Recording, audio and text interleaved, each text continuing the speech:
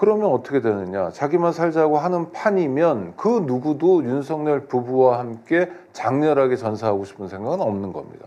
최후를 함께 하고 싶은 생각도 없고요. 이 국면이 아니라 이 국면을 만약에 넘어갔다 하면 인권연대는 정부나 기업의 지원을 사양하고 오로지 시민의 참여로만 운영하는 100% 순도의 민간 인권단체입니다. 안녕하세요. 3월 31일 월요일 대선 작전 타임 시작하겠습니다. 자, 오늘은 오창익 시사평론가, 신용환 서원대 교수와 함께 대선 승리를 위한 전략과 비책을 고민해보는 시간입니다. 어서 오십시오. 네, 안녕하세요. 네, 주말 두 분 어떻게 보내셨어요? 토요일 날은 광화문 광장 안국동에서 네. 계속 그 유튜브 생방송, 폭풍 길거리 인터뷰 등등을 하는데요. 많은 분들의 기류가 정말 변했습니다. 이제 어떤 실망, 조금 황당 이런 수준에서 지금 당황 수준으로 완전히 변해서 우리 이렇게 있으면 안 되겠다 하는 그 움직임이 현격하게 느껴졌습니다. 뭐 나라 걱정하면서 보냈죠. 사실 일요일 저녁 같은 때는 좀 쉬어야 되는데 전화 통화를 많이 했습니다. 네. 사람들이 전화를 많이 하시더라고요. 걱정하는 전화들이 많았고, 뭐 그게 뭐 제 주변 사람들만이 아니라 모든 시민들 또 우리 구독자들의 마음인 것 같고요. 왜 걱정인지는 뭐 방송을 통해서 한번 풀어보도록 하겠습니다. 네. 자, 산불도 지금 이제는 뭐 어느 정도 이 주불은 진화가 됐습니다만은 과정에서 나라가 이른바 시스템이 완전 무너졌구나 하는 부분들을 보여줬습니다. 근데 이 과정에서 또 이 산불 또는 예비비를 가지고 서로 또 정쟁을 하는 이런 또 낯선 볼장 사나운 장면들이 연출이 되기도 했습니다. 일단 그 영상 한번 보시고 우리 국민의힘이 집권 여당으로서 얼마나 참 형편없은 나라는 걸 한번 따져볼까 합니다. 영상 한번 보여주시죠. 병원에서 1박 2일 하고 어제 이제 퇴원을 하고 집에서 라면 끓여 먹고 오늘 나왔습니다. 걱정하지 마시고요. 그리고 제대로 먹고 제대로 싸우겠습니다. 그리고 여러분들이 걱정하고 있는 부분들 더불어민주당이 B플랜 준비하고 있기 때문에 다음 주에는 큰 그 덩어리들을 정리할 수 있도록 더불어민주당 단일 대우로 제대로 돌파할 수 있으니까 너무 걱정하지 마시고 정말 오늘이 마지막 전국 집회가 될 수 있도록 민주당 진짜 목숨 걸고 박이 터지더라도 싸워서 돌파하겠습니다. 심우정은 그 딸 비리뿐만 아니고 실제 윤석열의 탈옥을 방조하고 비호했던 범인이기 때문에 바로 탄핵 대상이라고 생각하고요. 탄핵하는데 저희들 조선 목소리들 모으고 있습니다. 아울러 이 산불로 인해서 많은 국민들이 고통받고 있습니다. 이 와중에도 이 산불 사태를 예산 삭감을 민주당이 했기 때문에 이 사태가 벌어졌다는 식의 정쟁을 하고 있습니다. 여기에는 어떤 말씀하시죠? 그 자식들, 국힘당 그 자식들이 기본적으로 그 입만 열면 입 벌고 입만 열면 가라 사기 아닙니까? 거짓말 아닙니까? 뻔히 아는 돈을 가지고 있으면서 안 쓴 것 아닙니까? 저는 국민들에게 또 헌금하라고 강요하는 그 자식들의 입을 갖다가 정말 어떻게 해버리고 싶어요. 그들이 거짓말하는 거 이제 국민들이 다 압니다. 그렇기 때문에 거기에 대해서 신경 쓰지 말고 외려 그러한 부분에 대해서 언론이 더 강하게 조져줘야 된다고 저는 생각을 합니다. 그들이 이제까지 했던 거짓말 정말 입만 열면 사기, 입만 열면 거짓말에 대해서 이제 국민들이 너무너무 잘 알기 때문에 국민들에게 타격감이 없어요. 지들이 스스로 자초한 일입니다. 이 합병들, 이 병원비들 다 윤석열 마누라, 윤석열 장모한테 구상권 청구해야 된다고 생각을 하고요. 또 한편으로는 한덕수, 최상목 등 국무위원들에게 개별 재산을 도해내게 구상권 청구해야 된다고 생각을 하고요. 세 번째, 국힘당 비호 세력들에게 다 개별로 다 고성 걸어야 된다고 생각합니다. 저는 이 싸움이 끝난 이후에 우리 국민들과 함께 집단 소송을 준비할 겁니다. 네, 예비비 이야기인데요. 사실 예비비가 윤리 해외 순방 때 물쓰듯이 쓰고 또 용산 이전하면서 뭐 1천억 쓰고 뭐 이런 이야기들이 있었지 않습니까? 언론에 나온 이야기만 보자면요.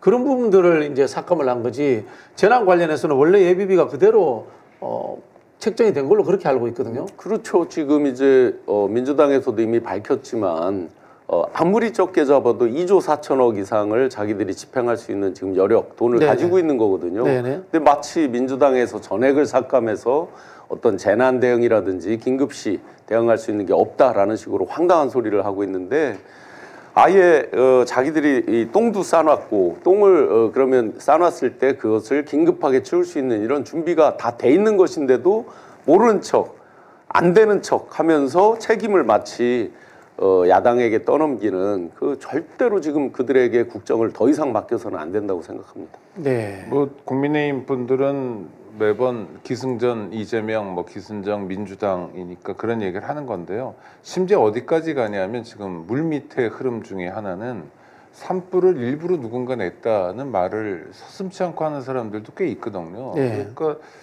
야, 이게 내란 사태라는 걸 정말 보여주는 것 같아요. 한쪽에서는 극단적인 우파 세력들이 산불을 냈다 이렇게 얘기하시는 분들도 있고 또 좌파들이 냈다 이런 분들이 막 섞여 있더라고요.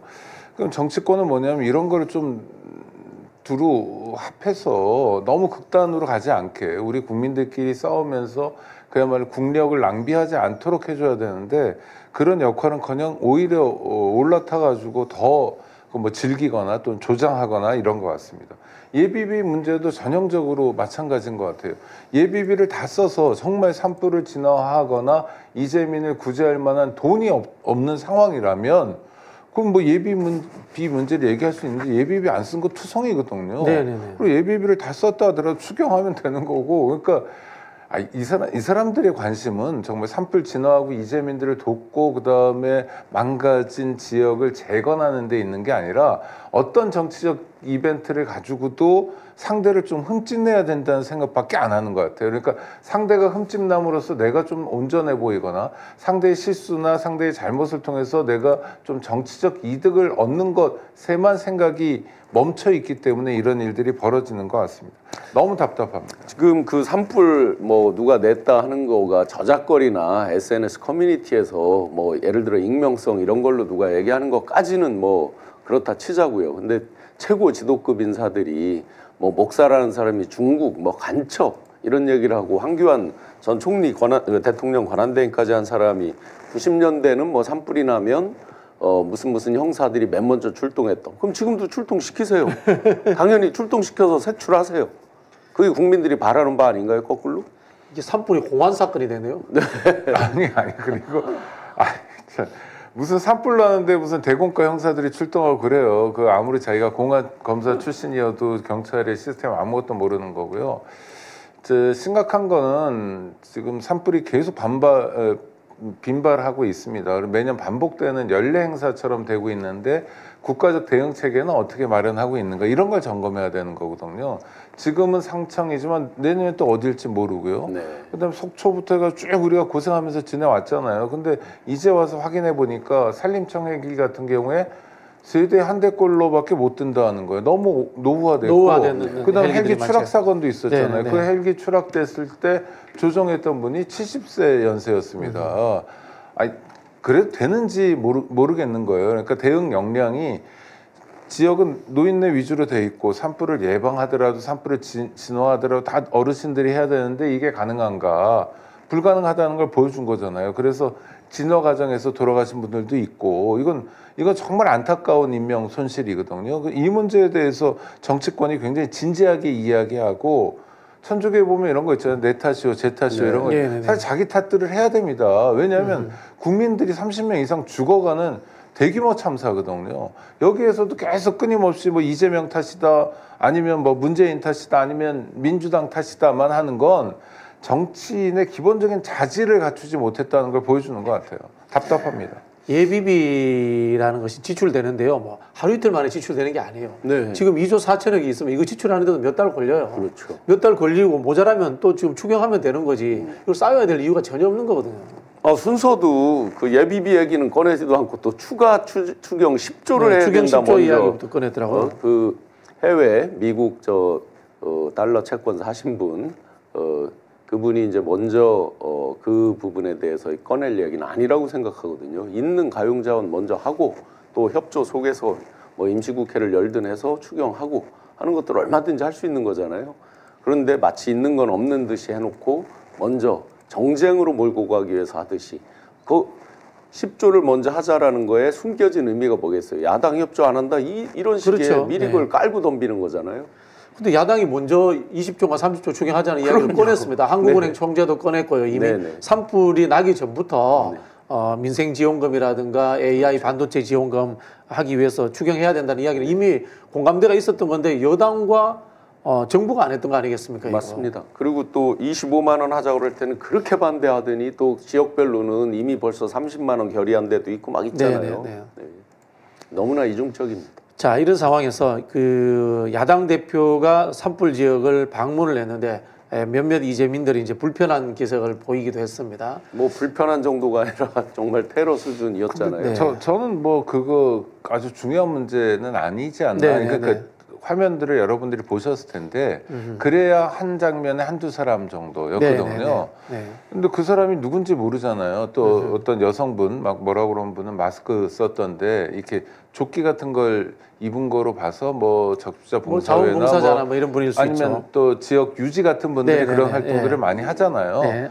그 또 국힘 관계자의 가능성도 있고 그래서 그런 사람 한두 사람의 반응이기 때문에 그 반응을 우리가 대단하게 조명해야 되느냐. 이를테면 그야말로 군중의 함성 수준으로 막 사람들이 이재명이가 여기가 어디라고 하고 막 동시에 수십 명이 떠들거나 이런 상황이라면 저는 긴장감을 가져야 되는데 그런 상황은 아니고 대다수의 사람들은 이재명 대표에 대해서 굉장히 고맙다든지 그다음 그 할머니와의 대화 있었잖아요.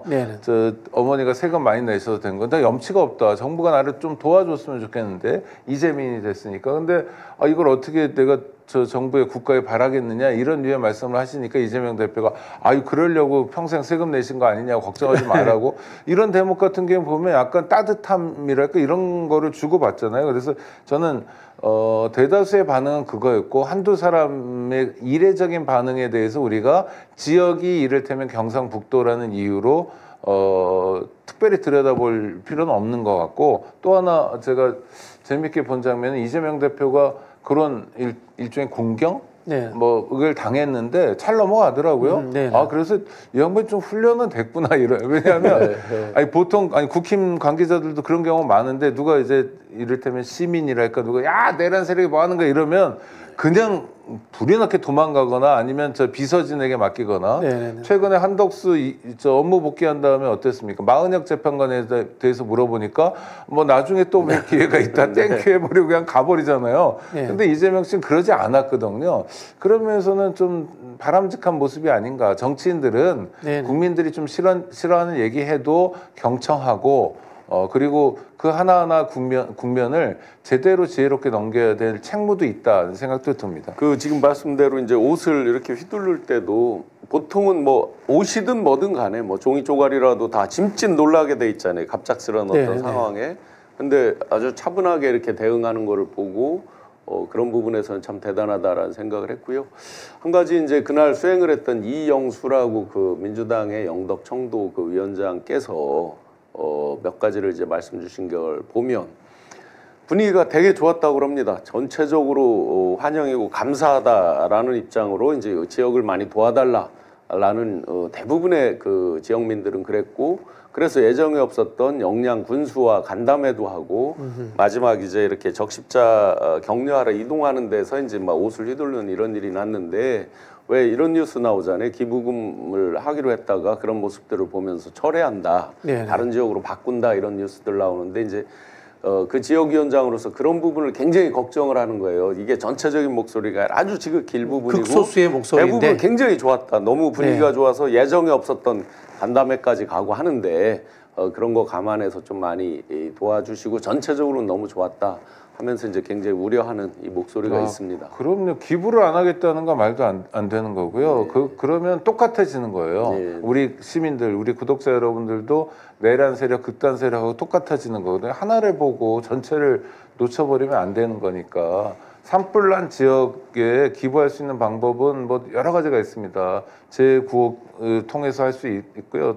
또 사회복지 공동모금을 통해서도 할 수 있고 또 자치단체에서 늘 하고 있는 고향사랑 기부제 같은 경우 그 소득공제가 다 되거든요. 그러니까 고향사랑 기부제 같은 경우에 뭐 청송도 하고 안동도 하고 이러면서 그런 온정의 손길이 좀 늘어나야 그래도 우리가 대한민국이라는 중요한 가치를 지킬 수 있으니까요. 한두 사람의 일탈 가지고 너무 화내지 마시고 그건 인터넷 댓글로만 화내시고 기부는 하셔야죠. 참고로 하나 이제 말씀드리면 고향사랑 기부제를 어쨌든 적극 활용해 주시면 좋을 것 같아요. 일본에서 고향사랑 기부제가 자리를 잡게 된 게 고베 대지진 때 이제 집중적으로 성금이 모아져서 그때 약 우리나라 돈으로 거의 9조 가까이가 이제 성금이 모이게 되면서 고향사랑 기부제가 아주 각광을 받게 됐습니다.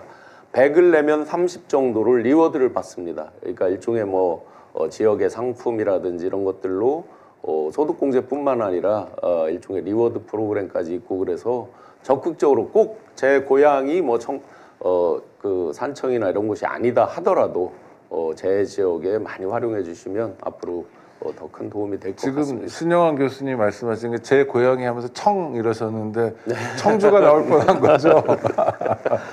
네. 그 민주당 지지자들이나 저희 구독자 여러분들은 극소수의 분들이니까 거기에 너무 개의치 마시고 기부할 분들은 쾌척하셔도 된다라는 말씀을 드리겠고요.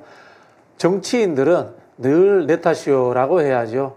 국민들을 탓하시면 안 됩니다. 국민들의 꾸지람도 듣고 물론 그 꾸지람이 이유가 없을 때는 같이 설득하고 또 소통하면서 바뀌도록 하는 그런 자세가 필요하지 않나 이런 생각이 듭니다. 이재명 대표가 오늘 올라왔는지 모르지만 하여튼 엿새째 산불 현장을 다녔잖아요. 네. 전 이런 모습이면 되는 거예요. 그러니까 경북 지역에서 표가 안 나온다. 그럼 농부가 타령을 하면 안 되는 거다. 그래서 내가 제대로 잘 읽었느냐를 성찰하면 되는 거거든요. 그러니까 화재 현장을 다니면서 이재민들을 어떻게 도울 수 있는가를 궁리하고 만나고 스킨십을 강화하고 이러면 뭐라고 그러는 사람들은 오히려 창피해지는 거고요. 오히려 더 문제가 있는 사람이 되는 거고 그다음에 지지하는 사람들 늘어나는 거거든요. 이런 정치의 일반 원리, 기본을 좀 보여줬으면 합니다. 네.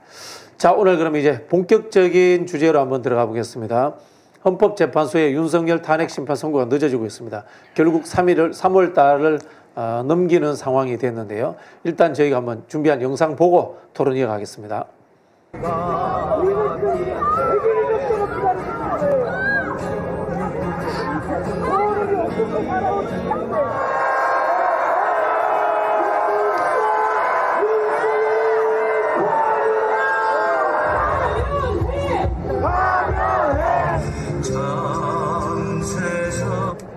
이곳이 바로 현재 100m 거리가 있는 곳입니다. 저희가 광화문 광장 농성을 시작한 지도 21일 12시가 지나면 22일째입니다. 저희는 설마 헌재가 헌법을 위반하고 분명히 대란을 일으킨 윤석열을 선고 읽게 않을 줄은 상상도 못했습니다. 21일 3주가 지났음에도 불구하고 헌재는 안개 속입니다. 이곳에 얼마나 버틸 수 있을지는 모르지만 경찰이 끌어낼 때까지 이곳에서 앉아있을 겁니다.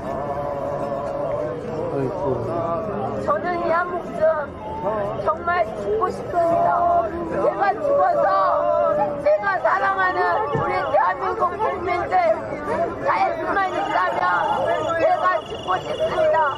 이 머리카락이 뭐가 중요하겠습니까? 정말 저는 정말 죽고 싶습니다. 내 주변에 상가들이 다 문 닫고 있습니다. 네, 눈물의 삭발식이네요. 자, 이런 상황인데도요, 헌재는 지금 꿈쩍도 하고 않습니다. 자, 들리는 이야기를 정리해 보면은 5대3 상황이기 때문에 헌재를 선고일자를 못 잡는다라는 이야기도 있고요.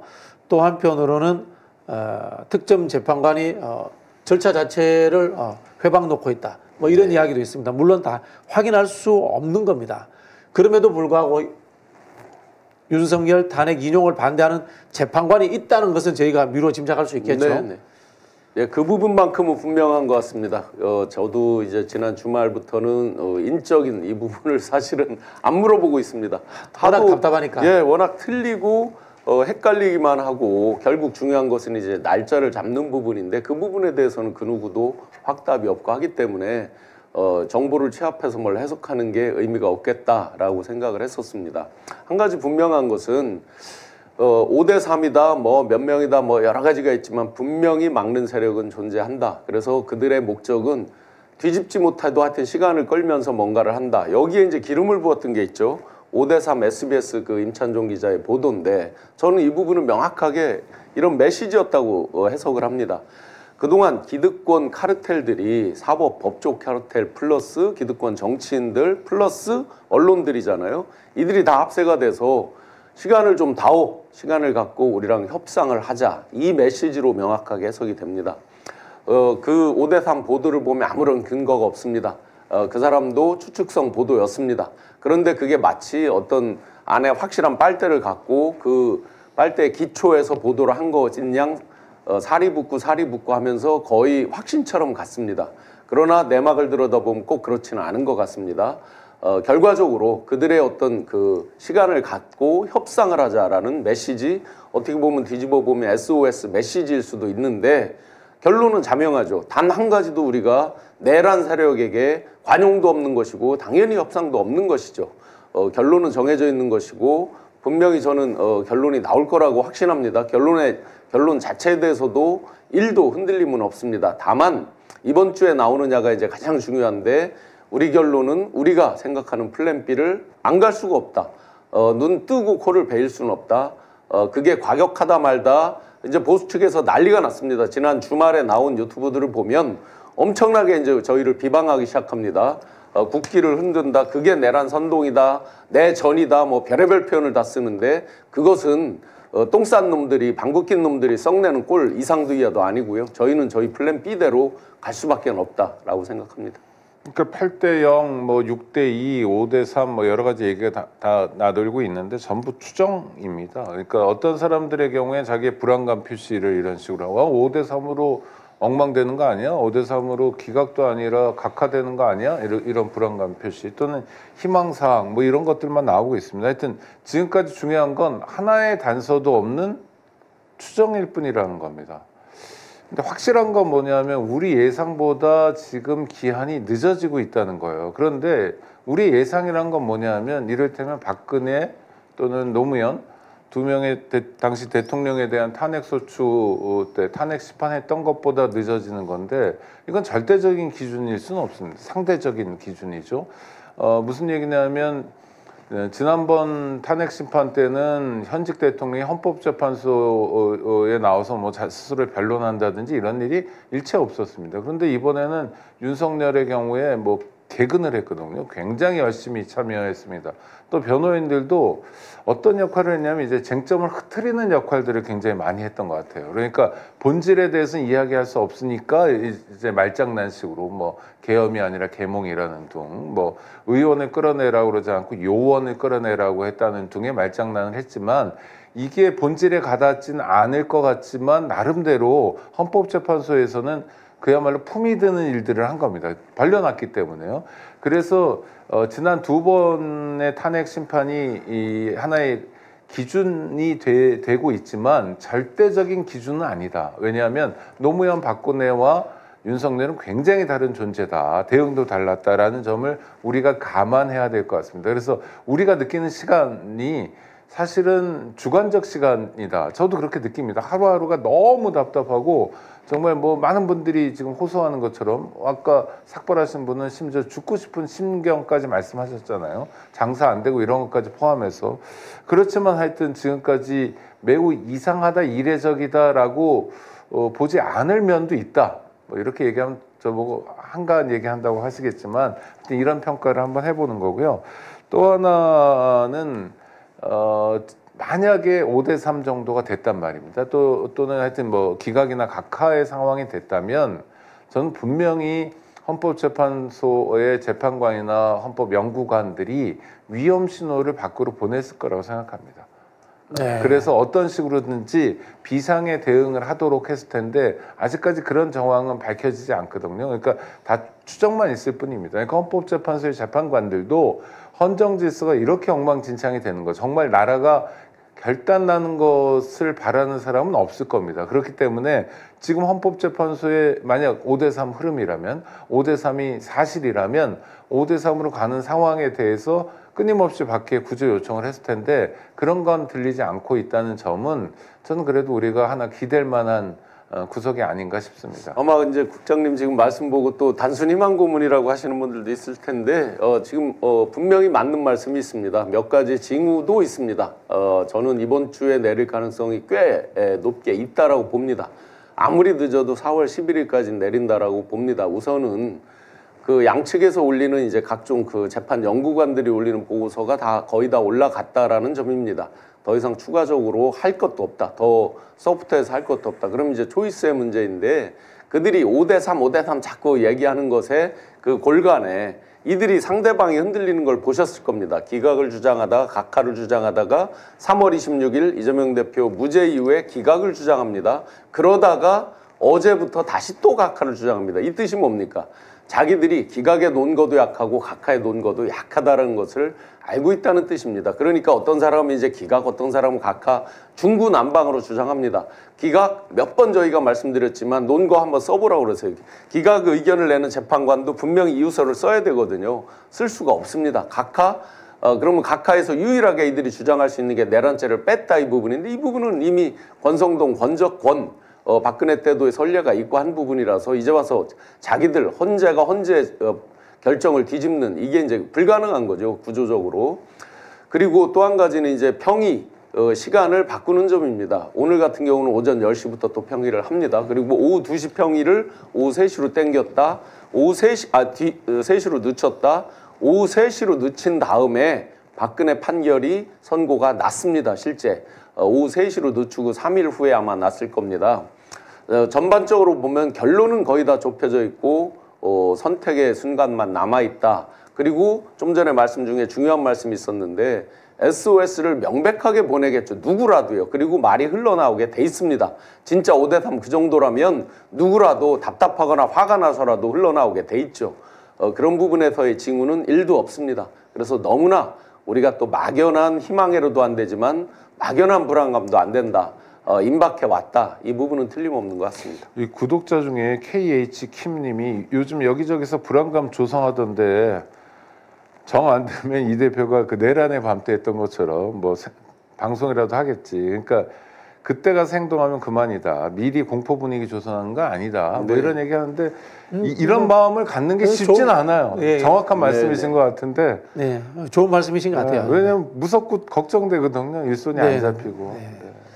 자, 그럼에도 불구하고 여론조사 수치를 보면은 윤석열의 탄핵 찬성은 더 높아지고 있습니다.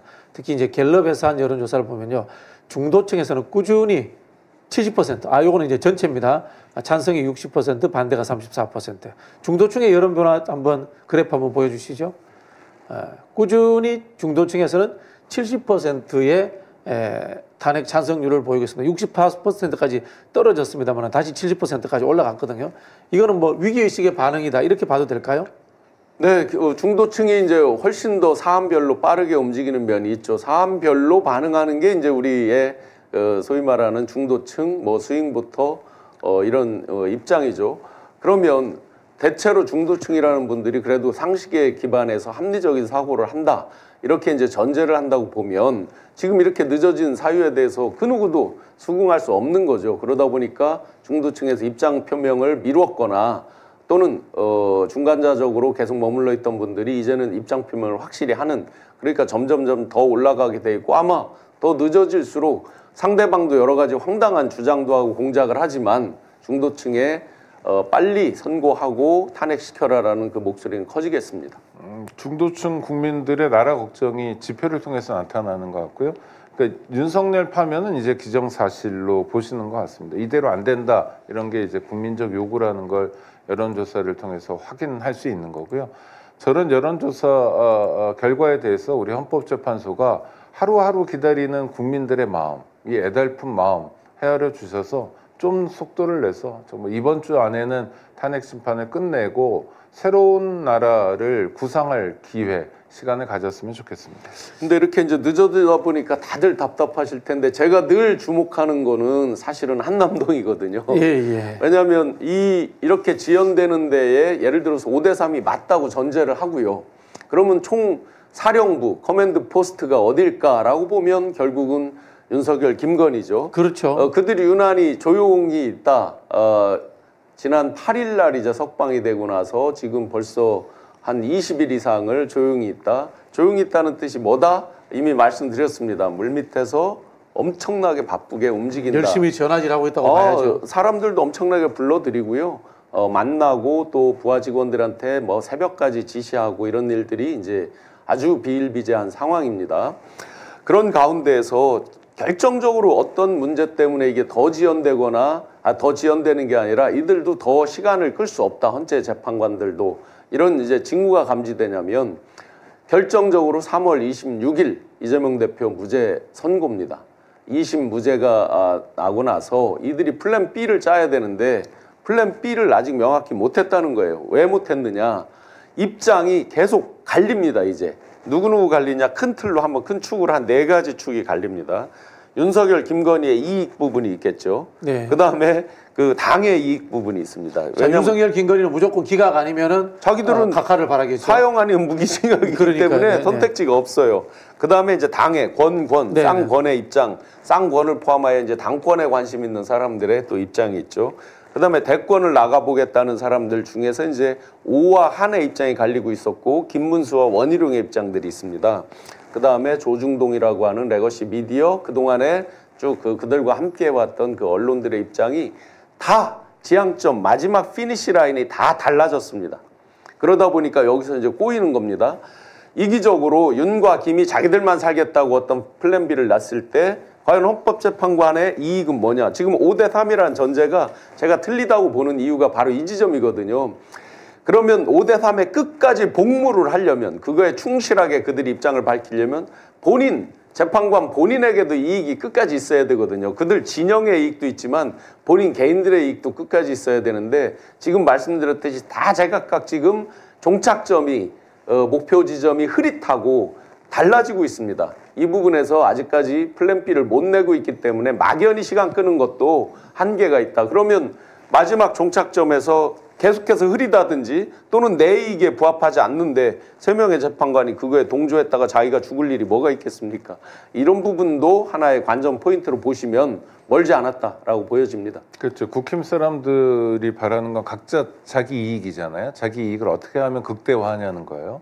최성목 같은 사람이 보여주는 거죠. 미국 국채를 사잖아요. 그 와중에 아니 정말 달러를 사잖아요. 자기가 원달러를 방어해야 되는 가장 중요한 역할을 했고 그게 아니더라도 대통령 권한 대행을 했던 사람인데도 이런 지경 아닙니까? 그러니까 이 사람들은 정말 전쟁에 나도 자기 재산, 자기 이익, 자기 안전 요것만 챙기는 사람들이에요. 정말 몹쓸 사람들이거든요. 그러니까 위기 상황에서 그게 그대로 나타나는 겁니다. 조중동도 하나의 전선이라 각자 자기가 원하는 바가 다 달라요.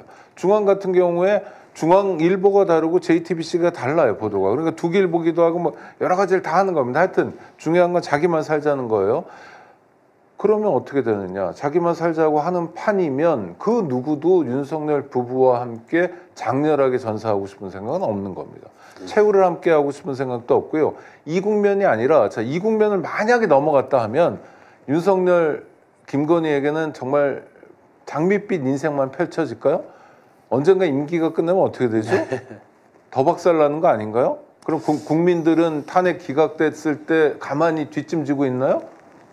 국민들이 어떤 사람들인데요? 나의 나라, 국민의 나라, 우리의 나라를 저것들이 함부로 이렇게 엉망진창을 만든다고 한다면 용서하고 뒷짐지고 있지 않을 거거든요. 그 후폭풍을 감당해낼 만큼의 이기주의자들은 없습니다.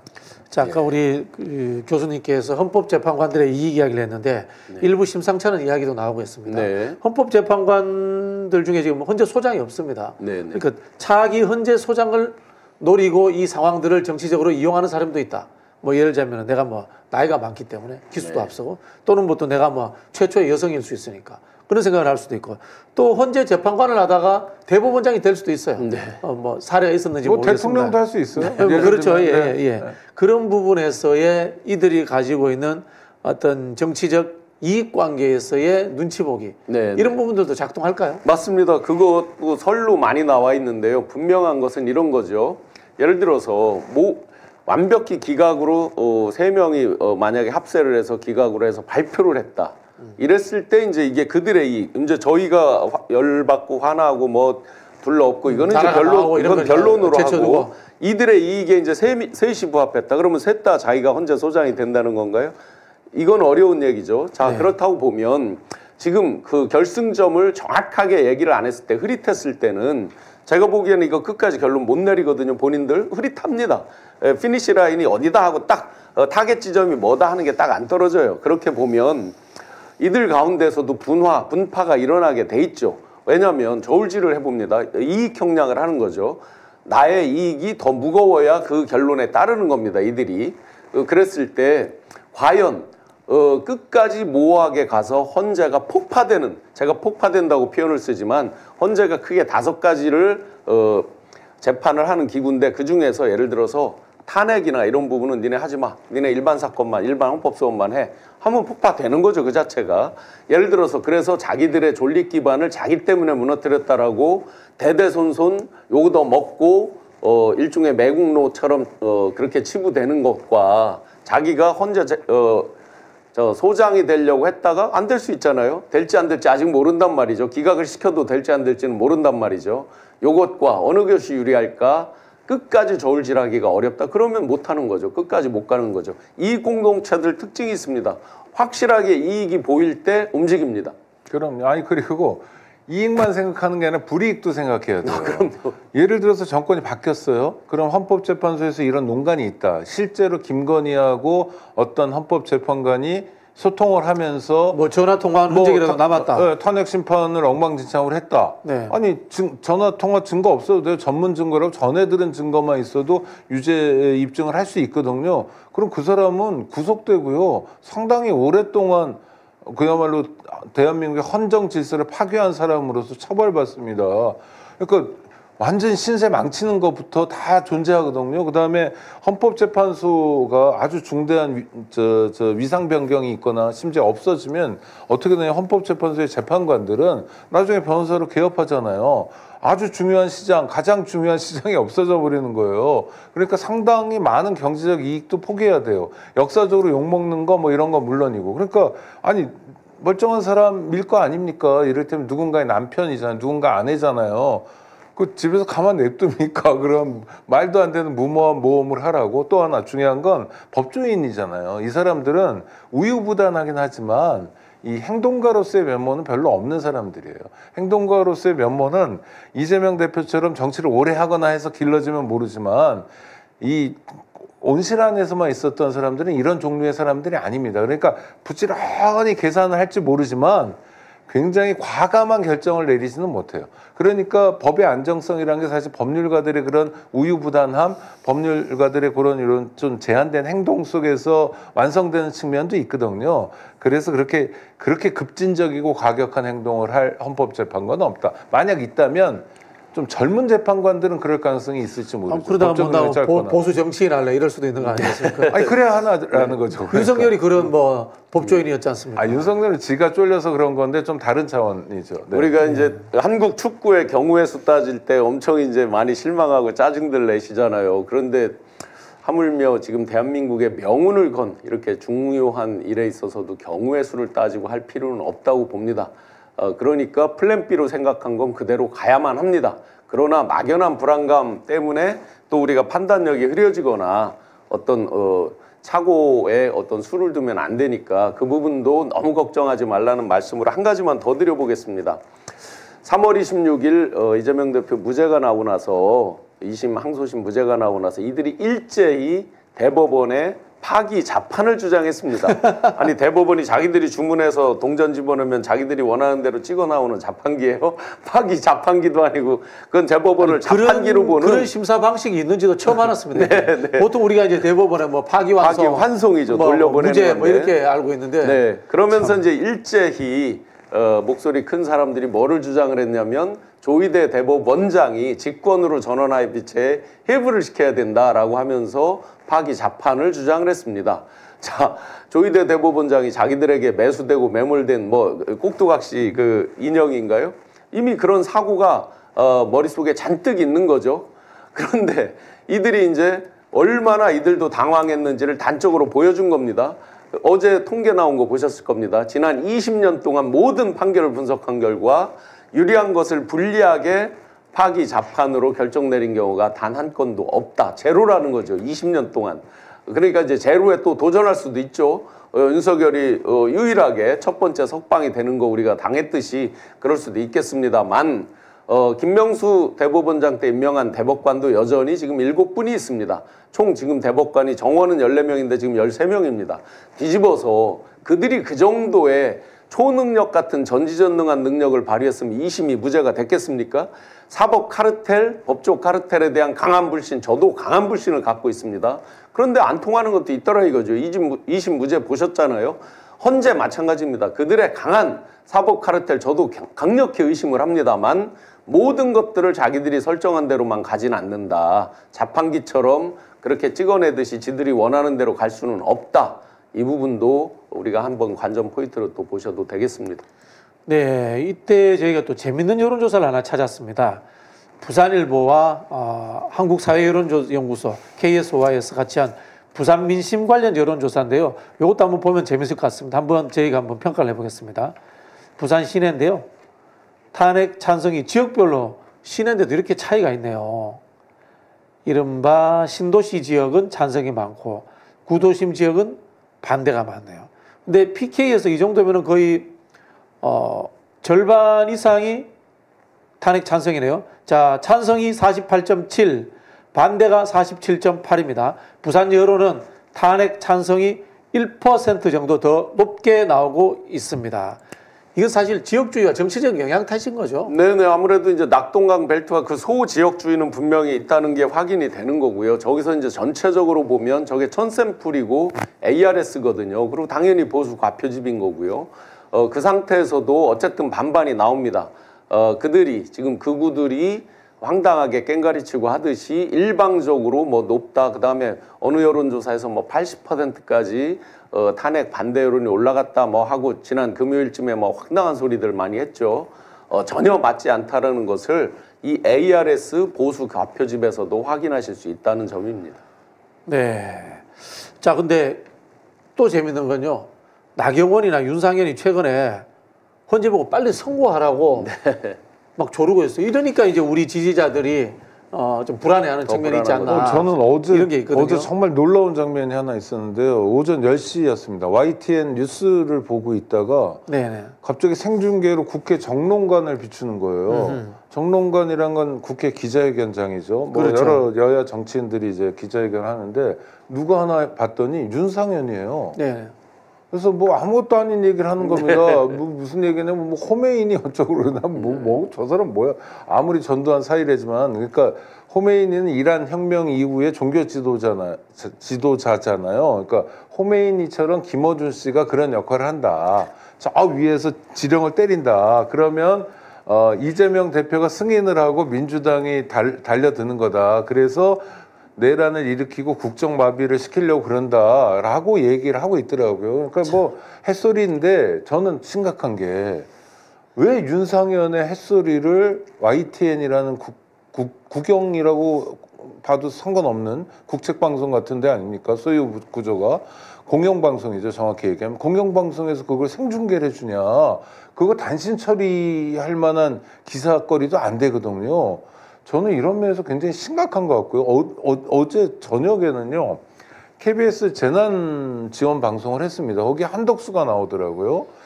근데 이게 맞나? 그러니까 사실 굉장히 정치적으로 예민한 국면에서 한덕수가 정치적 행보를 하는 거거든요. 그래서 저는 아침에 또 저녁에 텔레비전 보면서 야, 이게 내란 세력이라는 게 이렇게 튼실하게 우리 사회에 또아리를 틀고 있구나 하는 생각이 들었어요. 윤상현 씨는 정말 지금 예를 들어서 국민의힘 당원이나 지지자 입장에서도 이 사람 그냥 냅두면 안 되는 사람이거든요.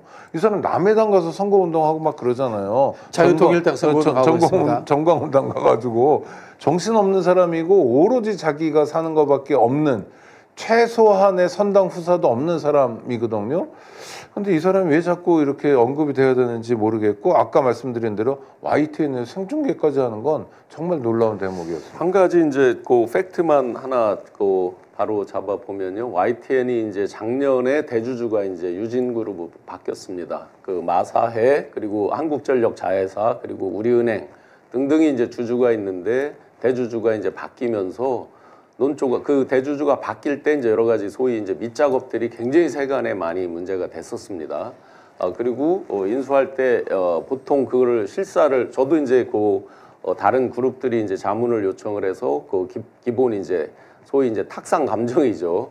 재무제표를 보고 기본했을 때는 1,500억대 그 정도가 대부분의 의견이 있는데 3,200억 정도의 M&A가 이루어졌습니다. 그러면서 뒷말들이 많이 있었습니다. 그렇게 이제 민영화가 되고 나서 상당히 논조가 많이 바뀌어가고 있는 것들을 우리가 보고 있습니다. 그건 참고로 하시면 될 것 같습니다. 지금 김수환무라는 분이 댓글을 다셨습니다. 저희 의견이 아니고요. 이분 이야기가 YTN이나 연합이 더 악질이죠. 이렇게 댓글을 다셨네요. 일종의 연합은 여전히 정부의 이제 보조를 받는 거죠. 연합 같은 경우는 받죠. 옛날에는 이제 1,000억 넘게 받았다가 아마 지금 현재 800억 수준으로 제가 알고 있는데 그 부분이 이제 깎일까봐 여러 가지 고민도 많죠. 연합 같은 경우에. 그리고 연합도 이제 민영화에 대한 연합뉴스 TV 같은 경우는 민영화 이슈가 있습니다. 실제 그 여러분들이 알고 있는 그 병원 재단 거기가 이제 2대 주주입니다 현재. 그래서 그런 여러 가지 이제 이슈들이 있죠. 하다 보니까 과연 이런 내란을 일으키는 군사 정권 친위 쿠데타 군사 정권을 획책했던 이런 사람들이 이 민영화를 시켜줬던 이런 부분들 다시 거슬러 가서 다시 살펴봐야 되는 이런 문제도 있을 것 같습니다. 제가 특정해서 언론사를 지목하지는 않겠습니다만은 윤석열 내란 초기에 이 사건은 내란입니까 아닙니까를 여론조사로 붙인 언론사가 있어요. 우와. 이게 법률적으로 판단하고 형사법적으로 따져야 될 거지 여론조사로 판단할 문제가 아니지 않습니까? 그렇죠. 그리고 또 어떤 일이 있었냐면은 처음에 보수 패널들도 대다수가 이거 내란이다 이런 이야기를 했거든요. 그러니까 그 보수 패널들을 다 바꿔버려요. 극우적인 사람들로 해서 완전 바꿔가지고 이게 내란이 아니다라고 하는 사람들로 바꿔버려요. 완전 사실은 몇몇의 언론사가 이것을 찬반의 문제 그 다음에 정쟁의 문제로 상치시켜버린 거예요. 그래서 YTN에서 민주당 쪽 패널이라고 나오는 사람이 실제로 민주당이 아니라 뭐 새로운 미래거나 그렇죠. 이런 사람들이 계속 나오는 게 그런 까닭이거든요. 겉으로 얼핏 보기엔 여야 균형을 맞춘 것처럼 하지만 야당이 진짜 야당이 아니라 옛날로 얘기하면 사이비 야당이거나 그렇죠. 사쿠라 야당. 사쿠라거나 저쪽에서는 극우 아스팔트 이렇게 이제 붙여버리는 거죠. 사이비 사쿠라니까 갑자기 제가 토요일 날 길바닥 폭풍 인터뷰에서 갑자기 이제 이낙연 씨 그거를 보여주면서 저한테 그 인터뷰 중에 이재명 대표에 대해서 파기 자판을 하라고 주장을 한 그걸 이제 화면에 보여주더라고요. 그런데 정말 사쿠라 소리 듣기 싫으면 광화문 안국동 와서 시민들의 함성 정말 끓는 뜨거운 함성에 대해서 한 번이라도 더 귀 기울여 보기를 그렇게 권합니다. 근데 그 양반이 언제 길거리에서 시민들 함성에 귀 기울였던 적은 없었던 분 원래 아닌가요? 그런 정치 안 하시는 분들이죠. 그렇죠. 네. 자, 저희가 그 윤상현과 나경원이 헌재 선고 빨리 하라 이런 이야기를 했다고 했는데 4월 18일 문영배 이미선 헌재 재판관이 퇴임 전에 결론이 날까요? 그럼요. 이게 좀 중요한 문제 아니겠습니까? 나는 건 저는 100% 난다고 봅니다. 그렇게 보십니까? 나는 것도 100% 나고 결론도 자명하다고 봅니다. 그 부분에 대해서는 흔들린 적이 없고 5대3 얘기는 최소한 저는 금시초문입니다. 수도 없이 물어보고 사람들 이렇게 기동량을 해봐도 5대3 그 기자가 어떤 근거로 썼는지는 모르지만 분명히 이제 블로킹하는 세력이 있는 건 맞고 그게 5대3으로 접점이 이루어졌다 이런 얘기는 들어본 바가 없고요. 논리적으로도 맞지 않습니다. 왜냐하면 평결 단계까지 가기 전에는 자기들 결론을 얘기하지 않기 때문에 뭐 5대3이라는 건 아무도 알 수가 없죠. 예를 들어서 가만히 있다가 훅 뒤집고 그럴 수도 있는 거니까. 그럼 이제 그 반대쪽의 의견 절차를 방해 놓는 사람이 있다. 이게 훨씬 더 그 부분은 가능성이 높네요. 그건 가능성이 아주 높은 거죠. 예를 들어서 결론 내리는 거에 대해서 그 내 규가 있잖아요. 거기 보시면은 전원이 합의할 때 이제 날짜를 정하게 돼 있으니까 그런 부분을 이제 절차적으로 방해하고 시간 끌 수 있겠죠. 자, 또는 방해가 아니라 완성도를 높이는 과정일 수도 있습니다. 그렇죠. 그러니까, 저희가 걱정하는 것과는 완전 다른 방향으로 흘러가고 있을 수도 있죠. 그래서 저도 신 교수님 말씀처럼 이번 주일 것 같지만 안 되더라도 다음 주에는 결정이 날 거고 결론은 8대0이 날 거다. 이거는 뭐 그냥 희망 회로를 돌리는 게 아니다. 물론 그 하루하루를 견디는 거 정말 힘들죠. 주말마다 마지막 집회라고 해서 갔지만 계속 마지막이라는 거 이런 게 답답하긴 하지만 그래도 다 왔습니다. 이들이 이제 정쟁으로 삼고 싶어서 자꾸 뭐 빨리 결론 내려라 알리바이 만드는 거잖아요. 자기들끼리는. 그리고 이제 민주당이 어떤 플랜 B를 쓰려고 할 때 이제 마치 이제 민주당이 내란을 뭐 선동하듯이 이제 몰아붙이기 위해서 황당한 주장들을 하는 것인데 이미 여러분들께서 보셨듯이 눈 뜨고 코 많이 저희가 당했잖아요. 네. 코를 많이 이제 베서 이제 더 이상 베일 코도 남아있지 않을 정도로 이제 많이 베어봤잖아요. 그러니까 분명한 건 플랜 B는 안 할 수는 없어요. 가만히 있다가 하고 당할 수 있으니까. 또 그런 짓들을 버젓이 하는, 꼭 제가 이제 몇 번을 강조드렸지만 윤석열, 특히 김건희, 무엇을 생각해도 무엇을 상상해도 상상 이상이다. 이 부분을 우리가 명심해야 됩니다. 왜냐? 사형 아니면 무기징역만 남은 사람들이에요. 2판 4판인 거죠. 2판 4판이죠. 그들이 무엇을, 우리가 정말 끔찍한 일도 다 할 수 있다는 걸 항상 전제로 우리는 대비책은 쓰긴 써야 되는 거죠. 자, 이런 상황에서요. 민주당이 법사위를 열어가지고 헌법재판관들의 임기를 연장하는 법안 심사에 착수했다고 하는데 요건 좀 논란이 되죠? 저는 이것을 포함해서 네네. 아니요, 이게 헌법재판소는 이런데요. 다른 기관들 예를 들면 뭐 국가인권위원회 위원 같은 네네. 경우에 후임이 안 오면 계속해요. 계속하죠. 네네. 그래서 연장돼 가지고 그 소위 안정성, 법의 안정성이나 헌정 질서를 유지해 나가는 거 되게 중요해요. 그러니까 헌법재판관의 임기에 따라서 헌법재판소가 어떤 시기에 특정 시기에 헌법재판을 못한다, 헌법재판소의 기능을 수행하지 못한다는 건 사실 헌정질서가 마비되는 거거든요. 위헌 법률인지 아닌지 심판해 줘야 되잖아요. 탄핵 심판해야 되잖아요. 할 일들이 있거든요. 그런데 그 임기 조항을 기계적으로 해석함으로써 생기는 문제에 대해서 대응하는 거 해야 되고요.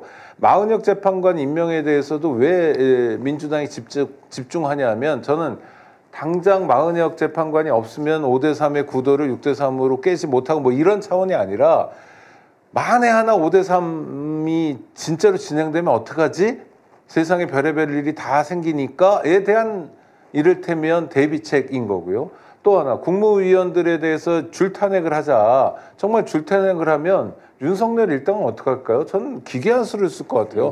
어느 날 갑자기 국무위원 15명을 동시에 임명해버리고 막 그렇잖아요. 자기 탄핵 소추가 진행되는데 방망이 두들기기 전에 한덕수가 지금 권한대행이니까 한덕수가 갑자기 한 10명, 20명의 국무위원 임명해놓고 나 어떻게 되든 모르겠다 하여튼 뭐 별의별 수를 다 쓸 거야 하여튼 그러고도 남을 사람들이에요. 그리고 그럴 때 임명하는 사람들은 막 전한길 교육부 장관 이렇게 나갈 겁니다.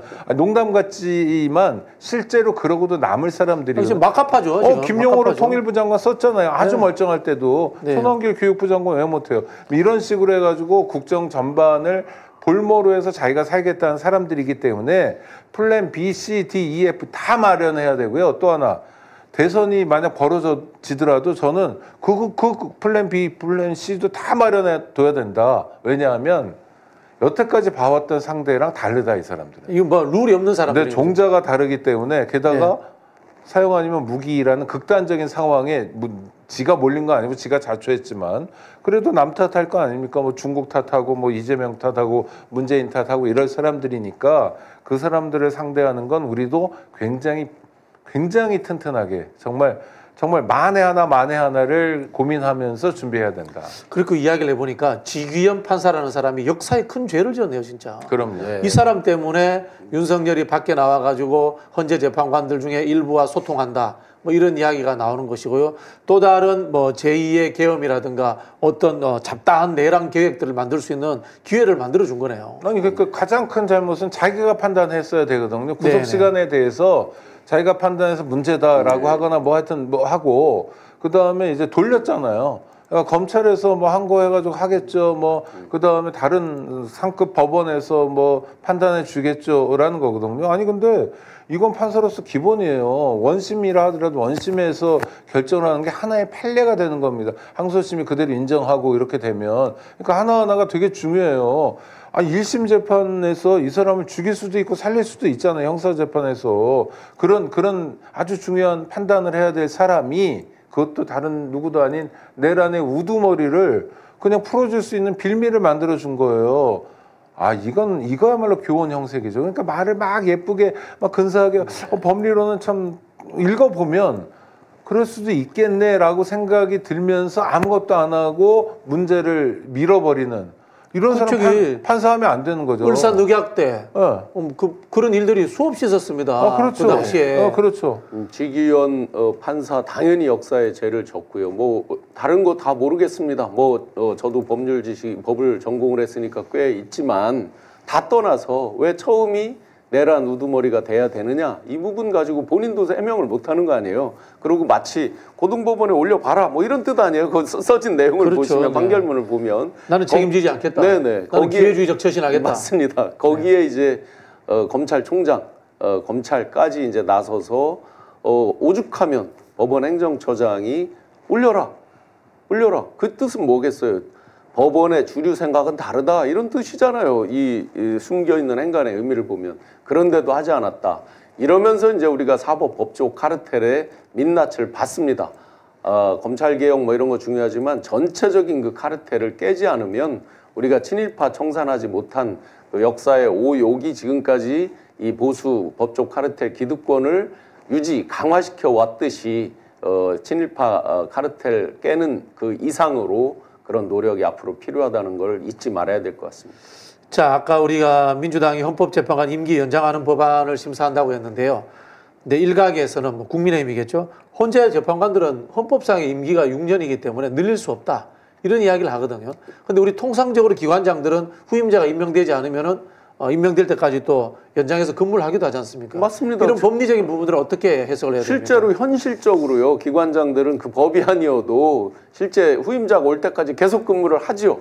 헌재 같은 경우는 더군다나 이제 국가의 아주 그 가장 큰 헌법 수호기관인데 그 부분에 대해서 결원이 됐다라고 그래서 기능이 정지된다. 그래서 사실은 이들이 획책하는 건 이거잖아요. 자기들 유리한 대로 이제 대통령 몫을 권한대행이 2명을 확 해버리려고 하는 거잖아요, 지금. 그 부분도 사실은 권한대행이 못한다는 게 다수설인데요. 이들은 그대로 두면 저지르고 볼 겁니다. 다수설, 소수설 개의치 않습니다. 지금 현직 헌법학회장이 소수설 그 부분을 갖고 임명할 수 있다라고 엊그제 TV 나와서 얘기하는 걸 봤습니다. 뭐든지 할 사람들입니다. 그러니까 저희도 법적으로 할 수 있는 플랜 B에 대해서는 다 해놔야 되는 거죠. 네. 아니 그러니까 헌법에 6년이라고 돼 있어요. 아주 중요한 헌법 조항인데 그러면은 헌법 기능은 마비돼도 되느냐? 우크라이나 대통령은 지금 선거도 안 하고 있잖아요. 네, 맞습니다. 전쟁 상태. 국회의원도 다 그냥 계속 하고 있어요. 그러니까 우리가 처한 지금 내란 상황, 우리가 처한 이런 상황에서 아주 형식적인 헌법 조문만 가지고 해야 되냐. 이래서 헌법만 가지고 안 되니까 헌법 해석이 필요한 거거든요. 헌법 해석을 해주는 주무부처가 바로 헌법재판소입니다. 그러니까 저는 이런 것에 대해서 당연히 논의할 수 있는 거고 그러면 헌법재판관의 임기가 다른 뭐 기관장들처럼 자동 연장될 수 있는 법률안을 만들고요. 그걸 가지고 통과시키면 마음에 안 드는 쪽에서는 뭐 이게 위헌 법률이다 아니다 따질 거 아닙니까? 헌법재판소에서 따지고 이렇게 따져볼 거지. 그냥 하염없이 반대만 할 일은 아니라고 생각해요. 저는 아주 중요한 우리는 한국전쟁 시기에 그래 천만다행으로 대통령 선거도 하고 국회의원 선거도 할 수 있었지만 정말 전면전이 일어나면 만약에 그런 일 없어야 되겠지만 대통령 임기가 끝났다고 해서 대통령이 없고 선거도 안 하고 이런 상황이 돼야 되나요? 아니 그러니까 어떻게 감당해내죠? 예를 들어 국난 극복은 어떻게 하죠? 뭐 이런 거예요. 지금 우리가 겪고 있는 게 일종의 국난 아닙니까? 그러니까 극히 형식적인 것만 가지고 들여다볼 수 없는 상황이기 때문에 왜냐하면 헌정 질서가 정상적으로 작동되는 상황이 아니기 때문에 그런 거예요. 그런 상황에 대해서는 당연히 국회가 민의의 전당으로 의논하고 답을 찾아가야죠. 이건 뭐 너무나 당연한 일을 하는 겁니다. 민주당에서 이제 이런 걸 주장하니까 안 그래도 이상했던 게 이제 지지난주 주말쯤부터 이제 플랜카드에 내전이라고 써놓으면서 내전 선동하는 뭐 이재명 어쩌라 뭐 내전 선동하는 민주당 어쩌라 이렇게 해놨더니 이제 엊그제 내란 선동이라고 하면서 고소 고발을 한다 뭐 나왔죠. 그리고 내전이라고 그러죠. 정말 똥을 싼 놈들이 썽을 내는 정도가 아니라 깔아 뭉개고 엎어져서 뒹구르고 있는 형국이죠. 아예 그냥 온몸에서 냄새가 풍길 정도로 도저히 대한민국의 집권 여당이라고 볼 수 없는 자기들은 자기들 하고 싶은 거대로 다 해서 지금 시간 끌고 오고 있잖아요. 그러면 이런 때 진짜 발휘해야 되는 게 이런 게 국민 저항권이죠. 전광훈이 얘기하는 게 저항권이 아니고 이런 불의에 항거한 헌법 전문에 있습니다. 불의에 항거한 4.19 정신 헌법 전문에 명확히 있습니다. 이런 때 우리 온 국민이 들고 일어나서 함께 해야 되는 게 바로 저항권인 거죠. 네, 알겠습니다. 자, 그러면은 이 이야기도 저희가 한번 해봐야 됩니다. 민주당은 결국은 그러면 마은혁을 임명하지 않으면은 한덕수를 탄핵해야 됩니까? 어떻게 해야 됩니까? 저는 탄핵해야 된다고 봅니다. 네. 한덕수만 해서도 안 되는 거죠. 저들이 지금 뭐라고 하면서 또 트라우마 어쩌고 저쩌고 막 떠들고 있는데 할 수 있는 한 국무회의를 무력화하는 수준까지 가야 된다고 봅니다. 늦었지만 처음에 이제 맨 처음에 주장을 했었죠. 그런데 이제 돌고 돌아서 제자리로 왔습니다.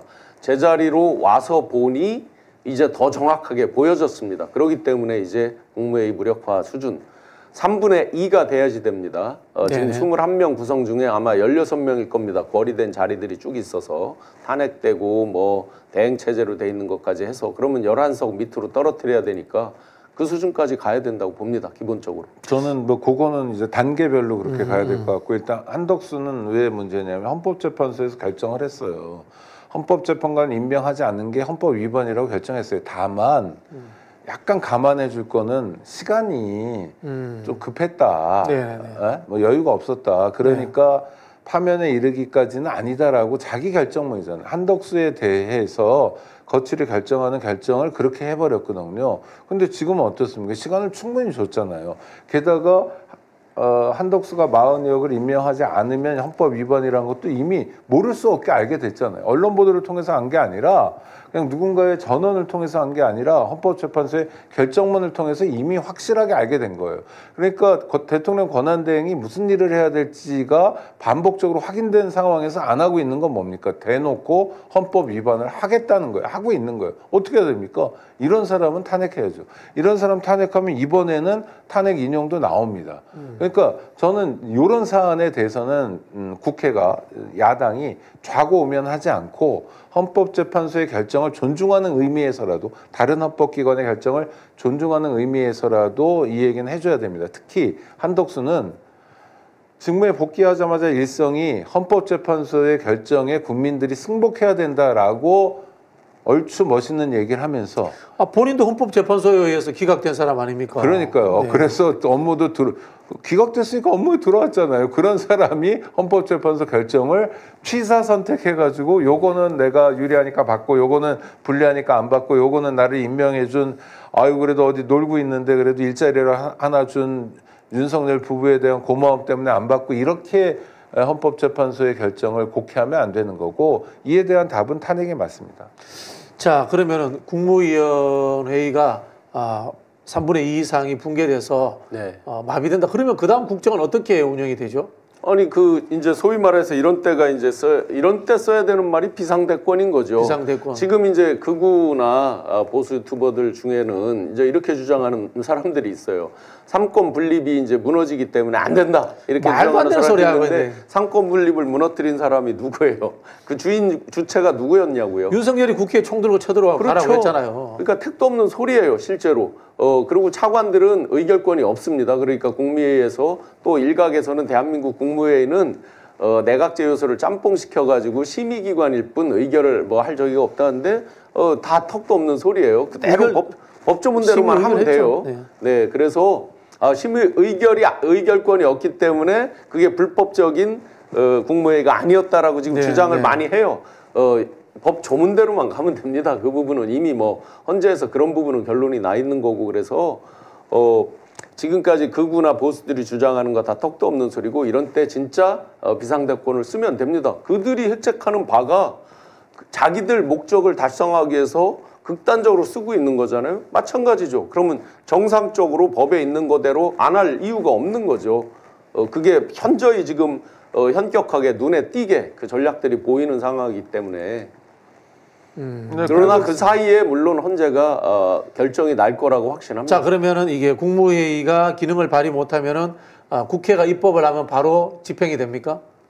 아니면은 지금 이 회의 기능이 없이 행정적인 기존에 있던 시스템만 운영이 되는 건가요? 국무회의가 이제 무력화되면 결국 이제 법률 가지고 공표를 하고 집행을 하는 거잖아요. 네네. 그 법률에 대해 공표하고 이제 집행하는 권한이 이제 국회의장한테 넘어가는 이 부분인 거죠. 결국은 법적으로만 보면. 뭐 나쁘지 않겠는데요. 그러니까. 근데 그게 내란입니까? 국민의힘에서 내란이라고. 내란은 자기들이 하는 게 내란이죠. 그러니까 중요한 건 전 국회가 야당 입장에서 전 이런 거예요. 자, 지난 주말 이전에 초재선 의원들이 월요일까지 뭘 해라. 안 그러면 이제 뭐 우리도 저 중대 결심을 할 수밖에 없다. 소위 말하는 언론에서 얘기하는 줄탄핵 얘기를 했어요. 그러다가 어제 박찬대 원내대표가 그 시한을 4월 1일로 정했어요. 네네. 그러니까 이거는 뭐냐면 초재선에서 이제 운을 띄우거나 뭐 쇠뱅산이란 얘기 많이 했지만 그렇게 좀 얼음을 좀 깨고 나가고 그다음에 당 지도부가 추인하면서 이렇게 잘 가고 있는 모습을 보여주는 거예요. 또 하나 국민들에 대한 메시지도 되게 중요한데 국민들 입장에서는 야당이 굉장히 지금 중요한 국정 운영을 해야 될 주체 아닙니까? 국회의 역할이 굉장히 중요한 상황에서 국회의 다수를 차지하고 있는 야당이 예측 가능한 뭔가를 제시하고 있다. 그러니까 우리는 내일은 이렇게 할 거고 모레는 이렇게 할 거고 일주일 후엔 이렇게 할 거다. 국정을 안정시키기 위해서 내란을 극복하고 내란을 심판하기 위해서 이런 거를 보여주는 건 전 되게 바람직한 일이라고 생각합니다.